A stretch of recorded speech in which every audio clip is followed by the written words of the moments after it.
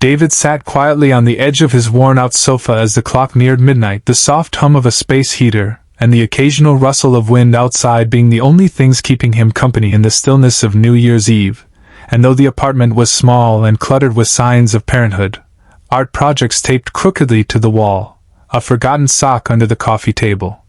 juice boxes in the fridge beside half a bottle of champagne, there was a strange kind of peace in it, the peace that comes not from happiness but from having grown used to the silence that follows after too much noise, because this was his third New Year alone since the divorce, and the ache had dulled into a heavy kind of normal, the kind you carry around like a coat you forget you're even wearing. And upstairs, his daughter Sophie was already asleep in her bed after they'd made paper crowns and watched old cartoons instead of the ball drop. Because that's what she liked, and he never said no to her on holidays, not anymore. Not after all the changes she never asked for but had to live with anyway. And as he sat there now holding a warm mug of tea he'd forgotten to drink and staring out the window at the distant skyline, wondering vaguely if he should try harder to go out next year or maybe text someone he hadn't spoken to in a while, a sharp knock at the door startled him out of his thoughts. 3 precise raps that didn't belong to a neighbor or the building manager, and for a moment he didn't move, just sat and listened as if the sound might go away if he waited long enough, but when it came again, slower and more tentative, he stood and crossed the room, heart inexplicably racing as he opened the door, and there she was, Mia, his ex-wife, standing in the hallway in a silver coat with light snow dusting her shoulders, her eyes wide with something like nervousness or guilt, or maybe both. And beside her stood a man David didn't recognize, tall and overdressed for this part of town, holding what looked like a gift bag in one hand and a bottle of wine in the other, and for a long second nobody said anything, not Mia and not the date, who looked just as confused as David felt, and finally she spoke, her voice quieter than he remembered, saying, "Hey, I know this is unexpected, but we were driving back from a friend's party and Sophie kept asking if she could see her dad, and I just thought, maybe we could come say hi. If that's okay," and David, stunned but already stepping aside, before his brain caught up, nodded slowly and mumbled, "Sure, come in," the words tumbling out awkwardly like everything else about this moment, and as they walked inside, the man, introduced hastily as Darren, offered the wine and smiled too wide as if to cover how unsure he was, and Mia kept looking at the hallway towards Sophie's room like she wanted to say something but couldn't find the right words. And when she finally asked if Sophie was awake and he said no, she just nodded and sat on the armrest of the couch while Darren stood awkwardly in the kitchen doorway, clearly realizing he was a third wheel in a situation he hadn't signed up for. And then Mia started asking questions. How had Christmas been? How was work? Did Sophie still like that bedtime story about the flying whale? And slowly, over the course of an hour, the room shifted from uncomfortable to oddly familiar, like slipping into an old sweater you didn't know you missed, and Darren eventually stepped outside to take a call and never quite came back, and when midnight hit, the 3 of them, David, Mia, and the quiet memory of a sleeping child down the hall, sat watching the fireworks through the foggy window, and in that fragile moment between years, between what was and what still might be, David turned to her and asked why she really came. And she looked at him with eyes that had seen too much of him to lie, and said maybe I needed to remember what it felt like to be home, and maybe it took standing next to someone to realize I left the wrong person behind. And the clock struck 12 as she leaned her head on his shoulder, and outside, the world exploded in color and sound, but inside, it was still and warm. And suddenly, David didn't say anything at first, because what do you say when someone you used to know better than yourself suddenly admits they might still love you, or miss you? Or at least miss the version of life you built together before it all unraveled in quiet arguments, and long silences and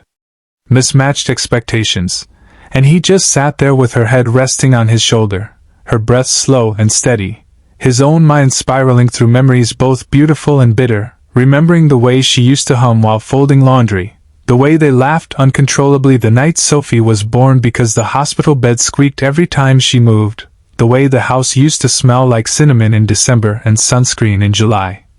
And yet also remembering the tension, the disappointments, the nights he stayed too long at work just to avoid walking into another cold conversation, and he wondered if this moment now was just nostalgia playing tricks on them or something real trying to surface after years underwater. And as the fireworks faded and the city outside settled into the strange quiet of a new year just beginning, Mia shifted slightly, sat up and looked at him. Really looked at him for the first time in what felt like forever, and said softly, "I don't expect anything from you, I wanted to be here tonight. I didn't want to start another year pretending like we didn't have something real once, and I didn't want Sophie to think we're strangers." And for a moment David wanted to tell her all the things he'd buried. How much he missed her laugh, how lonely the house felt on weekends when Sophie was with her, how every time he watched one of their old home videos he felt like a ghost haunting his own past. But instead he just reached for her hand, not tightly.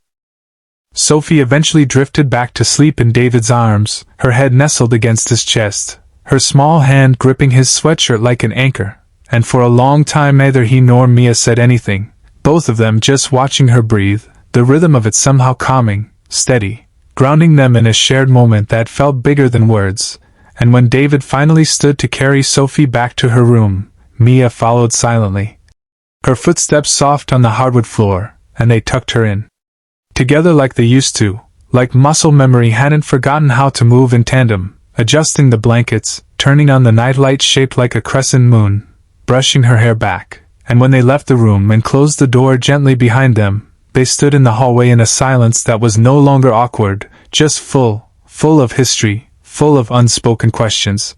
full of a tenderness that neither of them had expected to feel tonight. And Mia leaned against the wall and exhaled deeply, like she'd been holding her breath since the moment she knocked on the door, and she looked at David and said, "I know it's late, and I know this is a lot, but I didn't plan this, none of it,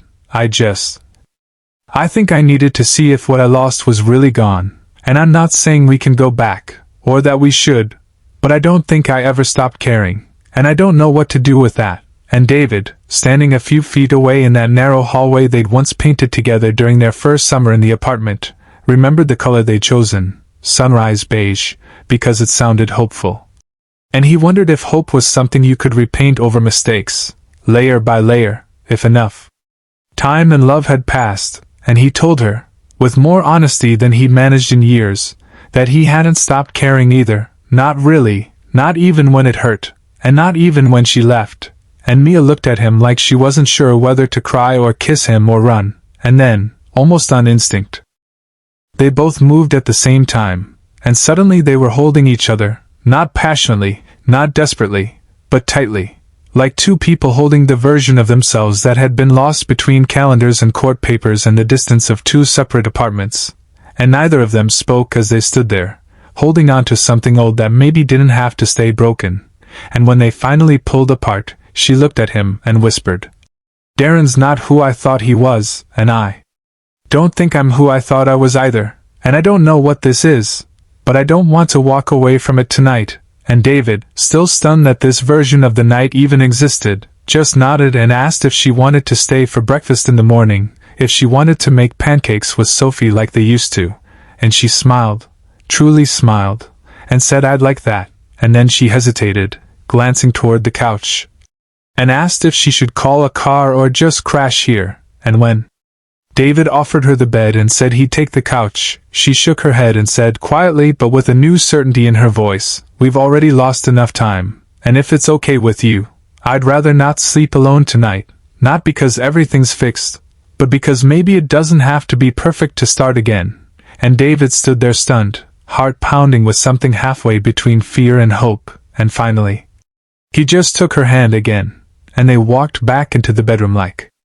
two people who didn't know where the road would lead, but were finally willing to walk it together, one small, brave step at a time. And somewhere in the city, another firework cracked the night sky long after midnight, a final leftover spark, and it felt like a sign.